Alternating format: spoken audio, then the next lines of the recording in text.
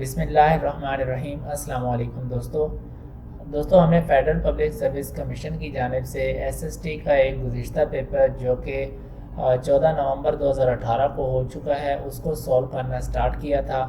2 parts इस paper के already मैं अपने चैनल पर अपलोड कर चुका हूँ जिनमें हमने 60 एमसीक्यूज़ को सॉल्व कर लिया था। आज इसी पेपर के हवाले से third and last final part है जिसमें हम 100 तक एमसीक्यूज़ को सॉल्व करेंगे। इंतहाई इम्पॉर्टेंट वीडियो है, सो डोंट मिस इट। और अगर आपने पहले वाली 2 वीडियोस मिस कर दी हैं तो उनका लिंक इस वीडियो के डिस्क्रिप्शन में मौजूद है, आप पहले वाली वीडियोस भी वॉच कर सकते हैं इस पेपर की। दोस्तों मैं हूं मुमताज़ रफ़ीक और आप देख रहे हैं इन्फो उस्ताद यूट्यूब चैनल। आगे बढ़ने से पहले चेक कर लें, चैनल सब्सक्राइब नहीं किया तो सब्सक्राइब कर लें, बेल आइकन पर क्लिक करके ऑल के ऑप्शन को सिलेक्ट कर लें ताकि इस तरह की वीडियोस आपको मिलती रहें।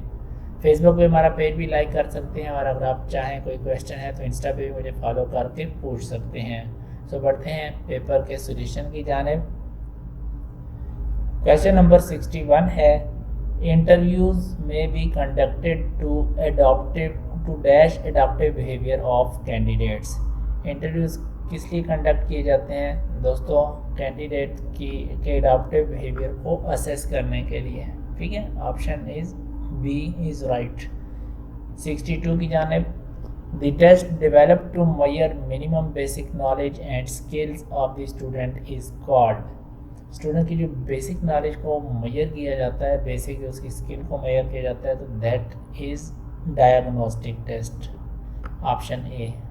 जब यूनिवर्सिटी वगैरह में एडमिशन लेते हैं तो उस टाइम पे भी जो इनिशियल स्क्रीनिंग टेस्ट जिसको बोलते हैं, जिसकी बेस पे आपकी सिलेक्शन होती है, तो that is also called diagnostic test. ठीक है। So 63, a test used to measure many skills with just a few items for each skill is. इसका राइट आंसर है स्टैंडर्डाइज्ड टेस्ट। ठीक है, 63 का राइट ऑप्शन है option A, standardised test. 64, which of the following has good objectivity marking। तो दोस्तों जो objective types के टेस्ट होते हैं मोस्टली एमसीक्यूज टाइप के टेस्ट होते हैं, सो ऑप्शन बी इसका राइट आंसर है एमसीक्यूज। क्वेश्चन नंबर 65 है, the statement of problem in MCQs is called. दोस्तों इंतहाई इंपॉर्टेंट एमसीक्यूज हैं, अक्सर रिपीट होता है। जो हमारे पास क्वेश्चन की स्टेटमेंट होती है और 4 ऑप्शन है, जैसे कि आप स्क्रीन पे देख सकते हैं। तो जो स्टेटमेंट होती है इस पार्ट को दोस्तों स्टेम कहा जाता है। ऑप्शन सी इसका राइट आंसर है। Next question, MCQs of stem of item should be. दोस्तों जो एमसीक्यूज का स्टेम पार्ट होता है यानी जो स्टेटमेंट होती है तो वो मीनिंगफुल होनी चाहिए। 67, two students A and B appeared in a test. They achieved 25 and 75 marks respectively. What is the percentile of A? Simple सी बात है, परसेंट की बात हो रही है, परसेंटाइल की बात हो रही है। 100 में से 25 अगर लिए हैं तो 25 परसेंटाइल होगी। ठीक है, ऑप्शन ए इसका राइट आंसर है।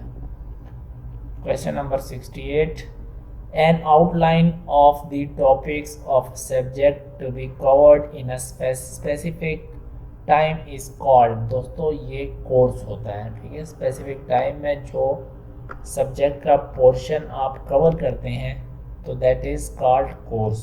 ठीक हो गया। 69, IQ of a student having same physical and mental age will be।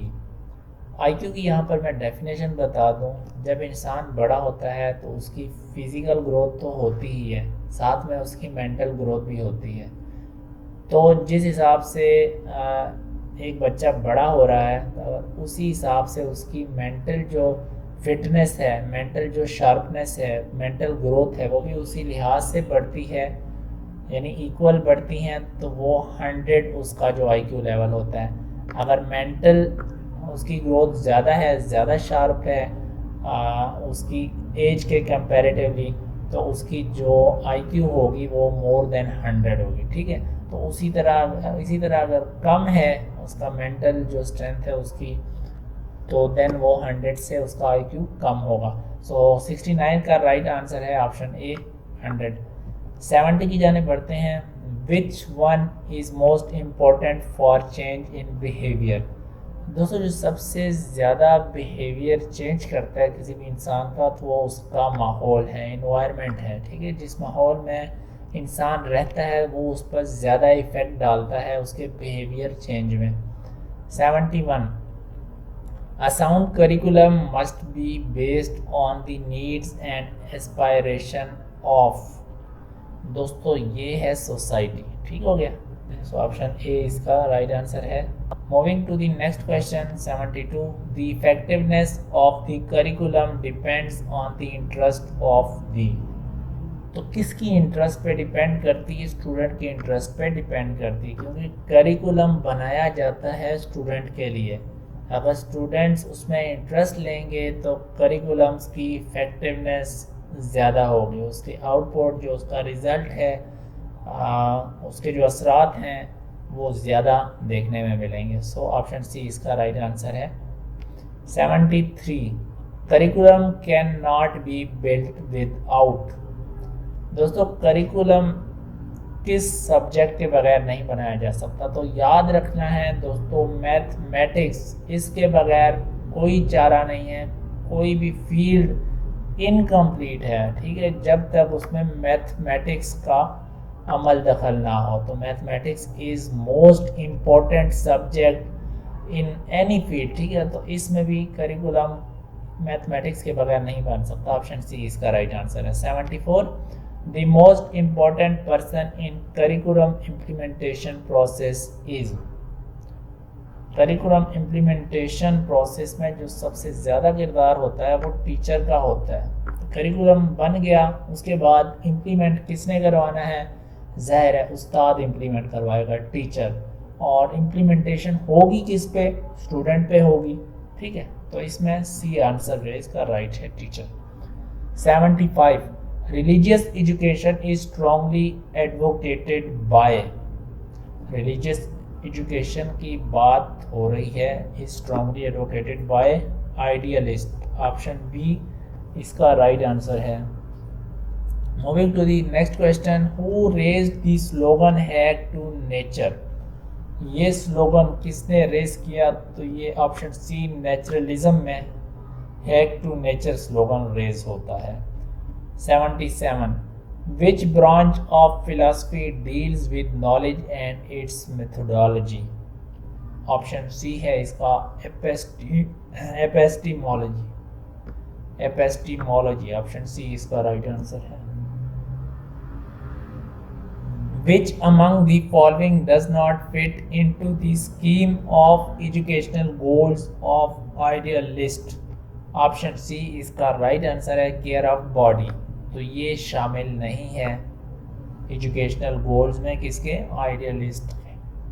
79 what is called education acquired without any fixed period and place? Simple सा आसान सा क्वेश्चन है लेकिन इम्पोर्टेंट क्वेश्चन है। तो ऐसी नॉलेज, ऐसा एजुकेशन अगर हम कोई भी नॉलेज एक्वायर करते हैं जो कि जिसके लिए कोई फ़िक्स टाइम ना हो, कोई फ़िक्स प्लेस मुतय्यन ना हो, यानी हम अपने इर्द गिर्द के माहौल से जो नॉलेज लेते हैं वो हमारी इनफॉर्मल एजुकेशन कहलाती है, ठीक है। और फॉर्मल एजुकेशन वो होती है जो फिक्स टाइम में आप किसी मखसूस जगह पर जाकर सीखते हैं, जैसे हमारे इदारे हो गए, स्कूल कॉलेज वगैरह, तो that is called formal education. और जो हम मुआशरे से सीखते हैं बग़ैर किसी हदबंदी के, बग़ैर किसी टाइम के, प्लेस के, तो इनफॉर्मल एजुकेशन होती है। Moving to the next question 80 A value which is constantly described and desirable in a subject is called।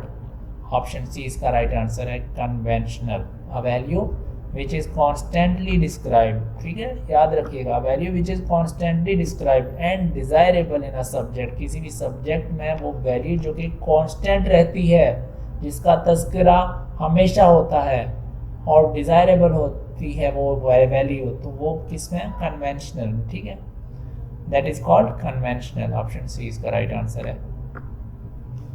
दोस्तों चैनल सब्सक्राइब कर लें, free promotional of my website my channel as well as website infostar.com visit करें तैयारी के लिए। 81 frustration and anxiety produce dash in an individual. Frustration कहते हैं मायूसी को, डिप्रेशन वगैरह को, और एंग्जाइटी परेशानी को कहते हैं। तो ये क्या चीज़ पैदा करती है किसी बंदे में? ये टेंशन पैदा करती है। ऑप्शन बी इसका राइट आंसर है। 82 अ प्रोलॉन्ग टेंशन कॉजेज, हमेशा के लिए जो एक तवील अरसे के लिए टेंशन पैदा हो जाए तो वो क्या पैदा करती है मज़ीद? वो स्ट्रेस पैदा करती है, जहनी दबाव पैदा करती है, बंदा डिप्रेशन की तरफ चला जाता है अगर लंबे अरसे तक उसको टेंशन दी जाए, जहनी मरीज़ बन जाता है। ऑप्शन सी इसका राइट आंसर है। Question number 83 characteristics of information use to investigate an event are called. Option A इसका राइट आंसर है एट्रीब्यूट। इंफॉर्मेशन की जो कैरेक्टरिस्टिक्स होती हैं to investigate an event are called attributes, ठीक है। 84 कैरियर में be defined as a dash that involve sequence of work, job. Option C इसका राइट आंसर है, job. Alright, 85 job shadowing is normally conducted on, job shadowing, ठीक है। Job का साया कब पड़ना शुरू होता है बंदे पे? जब वो डिग्री हासिल करता है। ऑप्शन बी इसका राइट आंसर है। डिग्री मिलती है तो आप जॉब के लिए अप्लाई करते हैं और जॉब हासिल करने की कोशिश या फिर हासिल करते हैं। 86 the sum of knowledge, disposition and expertise of the people in an organization is known as human capital. Option B इसका राइट आंसर है, human capital, okay. 87 the achievement gained during the career is called, career के दौरान जो भी achievement हमें हासिल होती है उसको हम accomplishment बोलते हैं, accomplishment, okay. 88 What is meant by the term meritocracy? नाम से जाहिर है जी, मेरिटोक्रेसी की बात हो रही है तो जहाँ पे लोगों की सिलेक्शन हो थ्रू मेरिट, मेरिट की बुनियाद पे, तो दैट इज कॉल्ड मेरिटोक्रेसी। इसके अपोजिट है फ्रॉड, है मतलब सिफारिश वगैरह है, ठीक है। 89 Dash is an activity not only evaluates how people perform but also how activities have been done.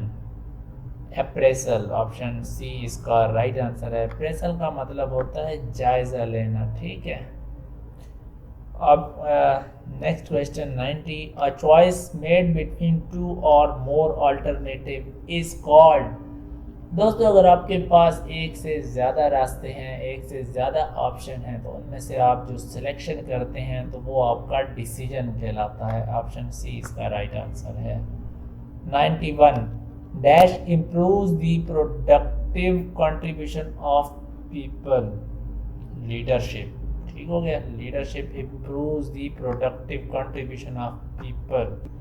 92 the growth of organizational needs to be matched with the growth। Option B इसका right answer है, individuals। the growth of organizational needs to be matched with the growth of individuals। 93 position power of the principal is limit to. जी, principal की जो power होती है वो teachers पे भी चलती है, स्टूडेंट पे भी चलती है। So right answer is option B, both A and B. Position power of principal is limited to, ठीक है, टीचर और स्टूडेंट की हद तक ही वो अपनी पावर को चला सकता है। सो ऑप्शन बी सी इसका राइट आंसर है, both A and B. 94 the discipline of educational management focuses on men। Option B इसका राइट आंसर है। Discipline of educational management focuses on men। 95 administrative decision making is assumed to be rational. Rational दोस्तों, rational का मतलब होता है अक्ली, जो दानिशमंदाना हो, जिसमें अक्ल का इस्तेमाल हो। तो जो एडमिनिस्ट्रेटिव डिसीजन होते हैं वो बहुत दानिशमंदी से और अक्ल शऊर से किए जाते हैं, ठीक हो गया जी। 96 which decision making rule tries to equally satisfy both the parties। ये विन टू विन अप्रोच है। ऑप्शन ए इसका राइट आंसर है। विन विन अप्रोच में इक्वली सेटिस्फाइड होती हैं बोथ द पार्टीज।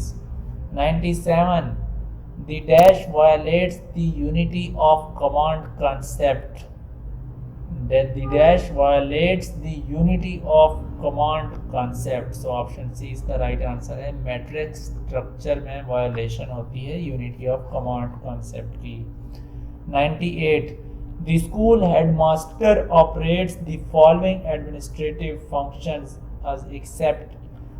जो स्कूल का हेडमास्टर होता है वो कौन कौन से एडमिनिस्ट्रेटिव फंक्शंस को कर सकता है, माँ सिवाय कंट्रोलिंग भी कर सकता है, जी बिल्कुल, कोऑर्डिनेटिंग भी कर सकता है, स्टाफिंग यानी हायरिंग नहीं कर सकता स्टाफ वगैरह की, जब भर्ती होनी होती है तो उसमें हेडमास्टर का काम नहीं होता, वो एचआर डिपार्टमेंट का जो है हायरिंग स्टाफ होता है उसका काम होता है, हायरिंग डिपार्टमेंट का। 99 A dash is a senior employee who sponsors and supports the new employees। Option C इसका आंसर है राइट, मेंटोर, मेंटोर। ठीक हो गया जी। 100 and the last question of this paper, workplace conflicts may be resolved by the principal using। दोस्तों work place जहाँ पे आप काम करते हैं, कन्फ्लिक्ट्स अगर वहाँ पे कोई तजाद आ जाए, कोई झगड़ा वगैरह आ जाए, ठीक है, तो वो कैसे हल किया जाता है, वो विन टू विन अप्रोच के ज़रिए से हल किया जाता है। ठीक हो गया, win to win approach is the suitable answer.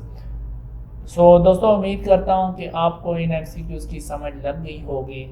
समझ लगी है, वीडियो अच्छी लगी है तो अप्रिशिएट करिएगा, लाइक कीजिए वीडियो को, दोस्तों के साथ भी इसको शेयर कीजिएगा और मज़ीद ऐसी वीडियोस और कंप्लीट तैयारी के लिए आप चैनल सब्सक्राइब कर लें। दोस्तों आप इस पेपर को info-ustad.com वेबसाइट पे भी पढ़ सकते हैं। अपना ख्याल रखिएगा, आपसे मुलाकात होगी नेक्स्ट वीडियो में।